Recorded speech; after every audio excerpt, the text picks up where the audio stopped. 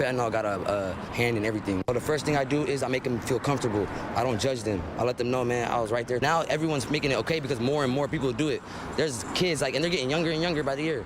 So now it's like, all right, if he's doing it right there in the open, I'll do it in the open. And then boom, boom, it's like a domino effect. Have you ever watched a person get treated like they don't belong in the human race? Not ignored, not avoided, treated like a target. A man sits quietly on a sidewalk with a paper cup. He isn't shouting. He isn't threatening anyone. He isn't breaking anything. And still someone walks by, kicks his cup down the street. Someone throws something at him. Someone spits. Someone laughs loud enough to make sure he hears it. He says, "I'm not a bad guy. I'm not out here hurting people. I just had bad luck."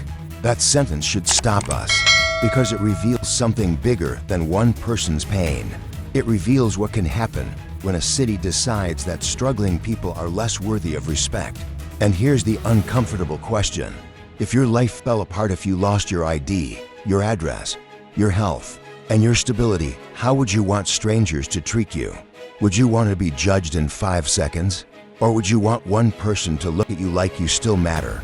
In today's story, we're going to walk through Philadelphia, a city famous for liberty, history, and pride.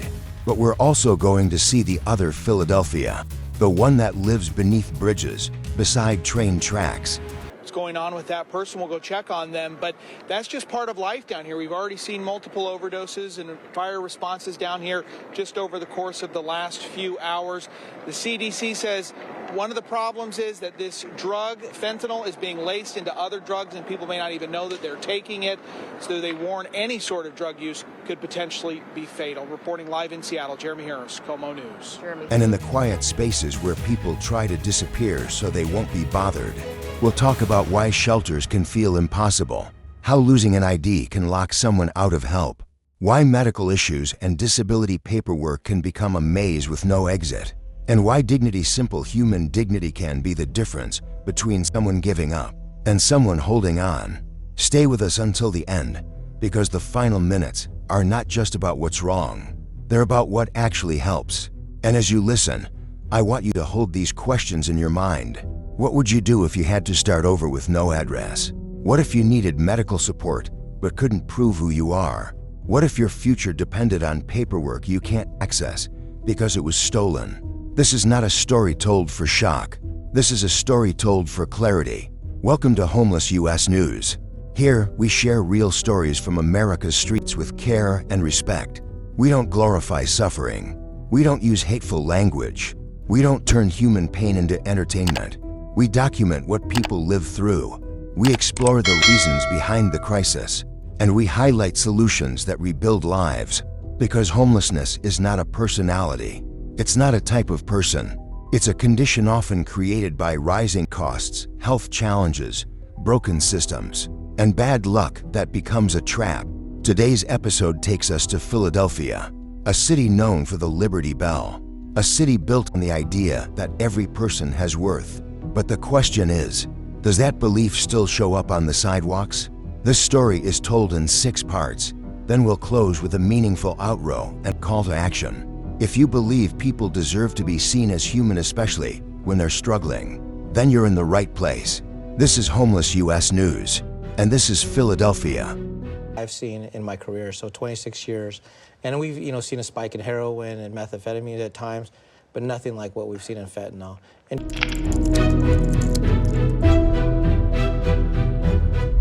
Part 1: Philadelphia's Hidden Divide, where history shines and pain hides. Philadelphia can feel like 2 cities at once.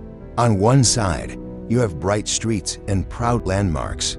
You have tourists, museums, and historic buildings that remind the world where big ideas were born. On the other side, you have people carrying everything they own in bags. You have tents tucked into corners. You have bodies resting on benches because there is nowhere else to go. And what makes it so haunting is how close these worlds are. A person can walk past a famous site and just a few blocks later, see someone sleeping under a bridge. A person can step out of a restaurant and, in the same minute, step over someone's blanket. Philadelphia's homeless crisis is not hidden. It's just easier for people to look away when they're in motion. But when you slow down, you start to notice something deeper. The crisis is not only about housing, it's about how people are treated when they lose housing. A lot of people assume homelessness is always connected to substance use or crime. That assumption becomes a weapon because it gives strangers permission, at least in their minds, to treat a person as less deserving of kindness. But many unhoused people are not doing anything illegal. Some are injured, some are older, some are working, some are trying to get disability support after medical events. Some are parents trying to stay connected to their children. And when they ask for help in public, they don't only face discomfort, they face humiliation. Imagine this: you're already struggling, you already feel embarrassed, you already feel exposed, and then the world confirms your worst fear by treating you like you're worthless. That kind of treatment doesn't just hurt feelings, it damages the ability to keep going. Because hope is not an abstract idea. Hope is a fuel, and when people are treated with constant contempt, hope drains out fast. Philadelphia's divide is not just rich and poor. It is also seen and unseen, protected and exposed, welcomed and pushed away. So before we even talk about policy, we have to talk about humanity. Because a city can build new towers, but if it can't protect dignity on the sidewalks, something is deeply broken. And that brings us to the voice at the heart of this episode.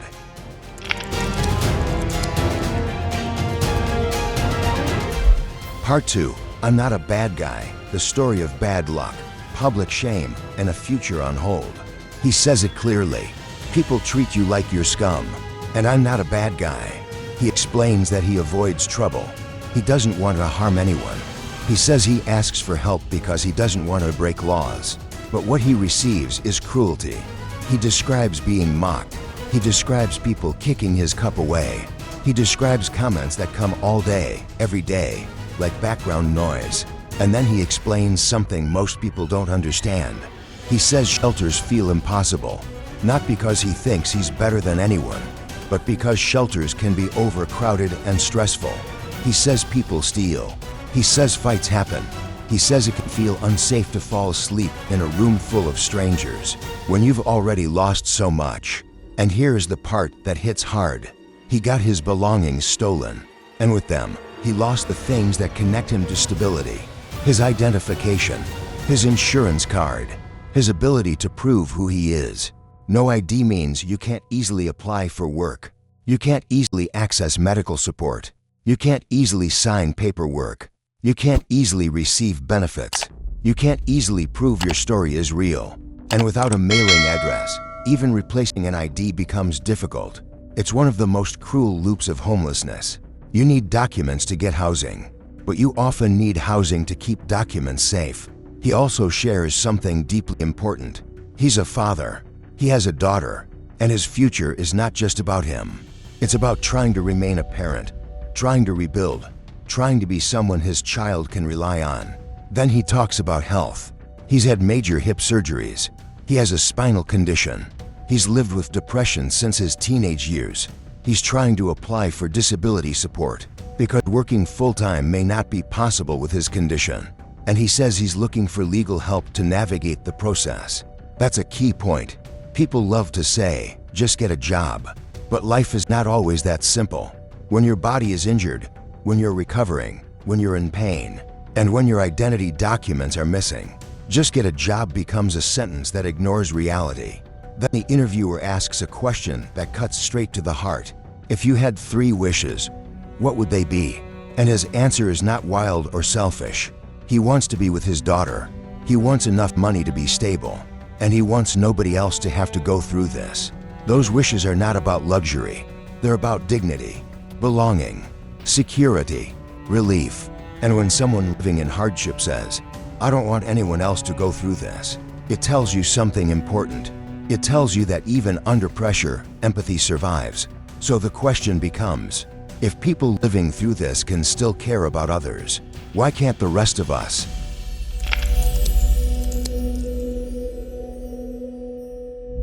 Part 3. The reality of street survival. Why losing an ID can destroy a path out. To understand homelessness in Philadelphia, you have to understand the mechanics, not the stereotypes. The mechanics. Here is what a day can look like. You wake up stiff. You slept lightly.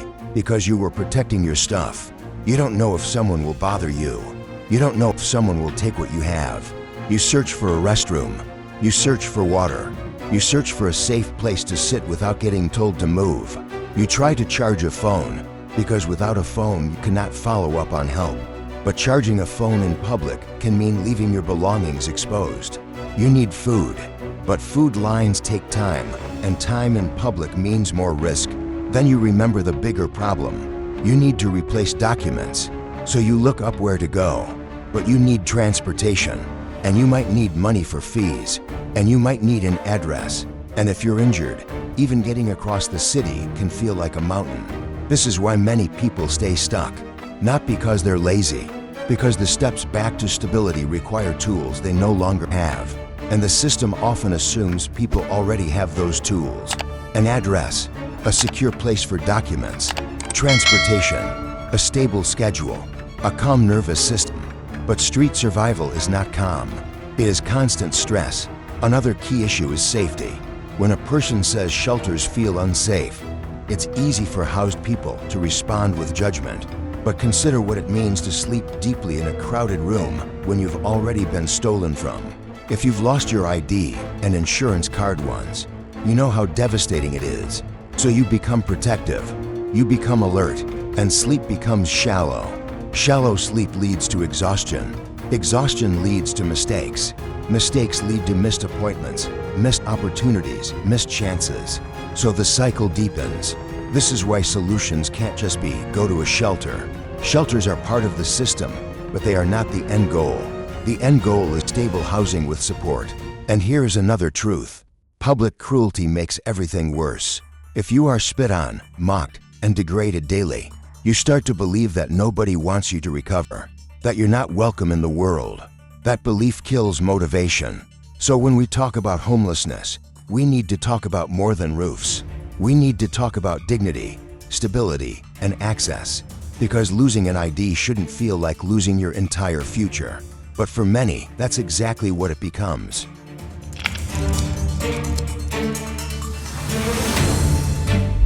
Part 4. The pressures that push people out. Costs, health, family, and a system that moves too slow. Philadelphia is not alone. Across America, the same pressures are squeezing people. But Philadelphia has its own combination of challenges.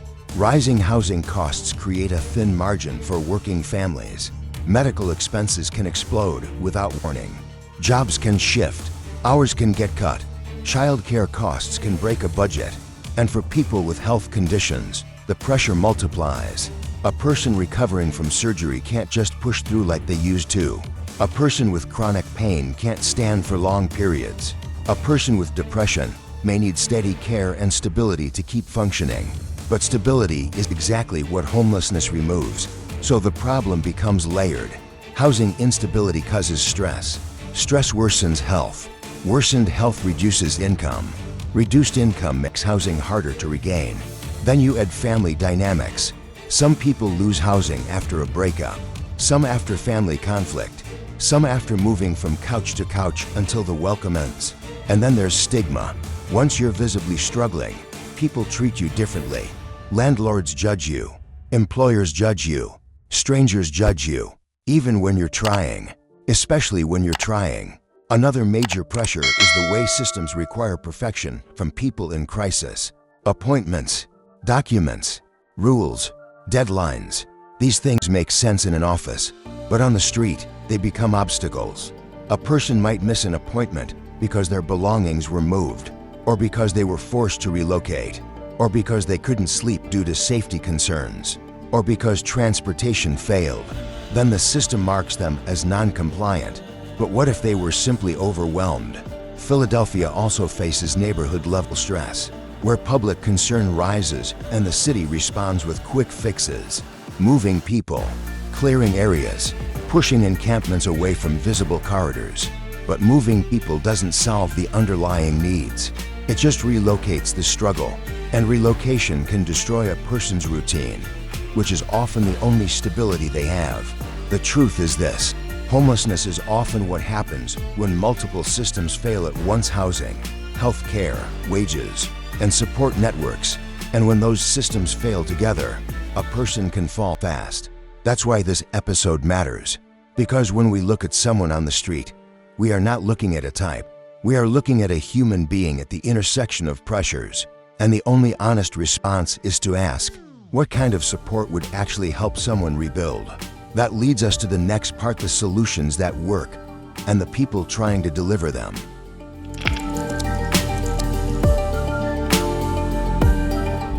Part 5. What helps? Housing first support, health care access, and the power of a key in your hand. There is a moment that changes people's lives. It's not always dramatic. Sometimes it's simple. A person holds a key to a real door, a room with their name on paperwork, a safe place to sleep, a place to put documents without fear. That key is more than metal. It's permission to breathe. In Philadelphia, organizations and programs work every day to create that moment. Housing first approaches focus on getting people into stable housing, then wrapping support around them. Because it's very hard to recover while living in survival mode. Once housed, people can replace IDs, attend medical appointments, apply for benefits, rest properly, follow a routine, manage mental health care, look for work if they're able. Housing becomes the foundation that makes everything else possible. But housing alone is not enough for everyone. Some people need recovery support. Some need mental health care. Some need help navigating disability or legal systems. Some need job training. Some need case management. And many need trauma-informed support help that understands that long-term stress changes how people think and behave. Now think back to the man who lost his ID and insurance card. He's trying to apply for disability. He's recovering from surgeries. He has a spinal condition. He's dealing with depression. He doesn't need judgment. He needs a stable environment where he can finish the paperwork, attend appointments, and rebuild. That's why supportive programs matter. They act like a bridge across a gap too wide for a person to cross alone. Another crucial piece is medical support that meets people where they are. People living outside often delay care, not because they don't care about health, because care is hard to access without stability. So clinics, outreach health teams, and referral systems become life-changing. The most effective support is consistent. A person is not fixed in a week. They need time. They need follow-up. They need someone to say, "We haven't forgotten you." And that's the point we cannot lose. Homelessness is not only a crisis of housing, it's a crisis of belonging. When people feel discarded, they struggle to imagine a future. But when they're treated with respect, the future becomes thinkable again. So the question becomes, how do we scale what works? How do we build more pathways out? How do we reduce the barriers like ID replacement and address requirements that keep people trapped? Because if the goal is recovery, the system has to be designed for reality, not for perfection.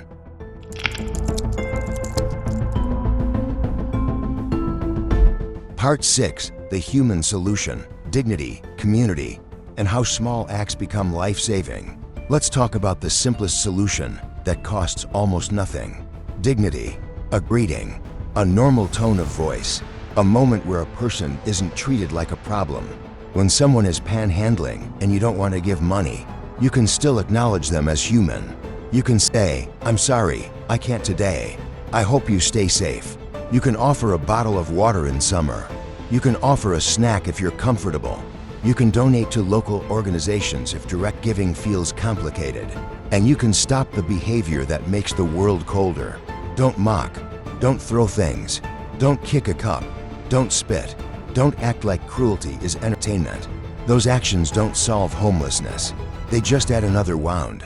Now, let's talk about practical community support. In Philadelphia, nonprofits, faith communities, outreach teams, and volunteers are often the people holding the line.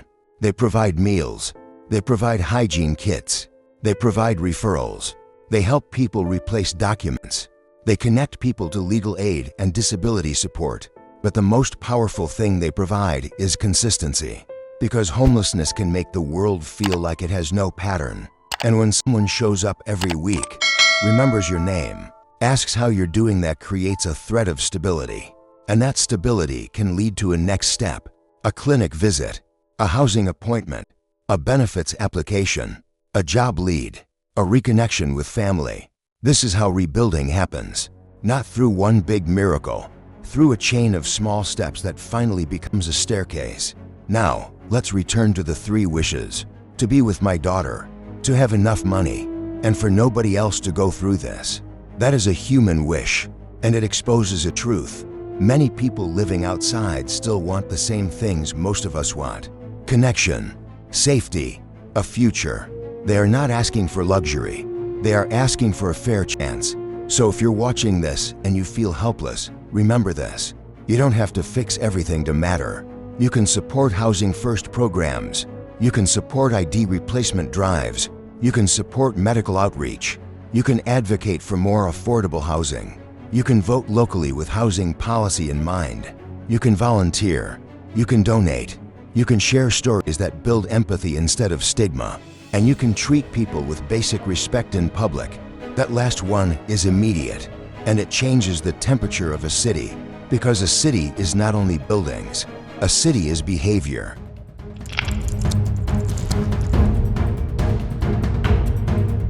Outro, a meaningful ending. The city of brotherly love has a choice. Philadelphia will always have history, but the question is what history will say about this era. Will it say the city stayed beautiful on postcards while people suffered in the background? Or will it say the city confronted the crisis with courage and compassion? Because homelessness is not just something that happens to other people. It can happen faster than most people believe. A surgery, an injury, a mental health spiral, a layoff, a rent increase, a stolen backpack with your documents inside.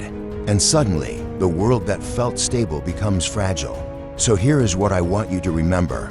Behind every person sitting on a sidewalk is a full life, a family, a past, a hope that still exists, even if it's buried under exhaustion. And behind every harsh comment from a stranger is a choice. We can choose contempt, or we can choose humanity. Now let me ask you the questions that matter most. What do you think hurts more, being homeless or being treated like you're not human?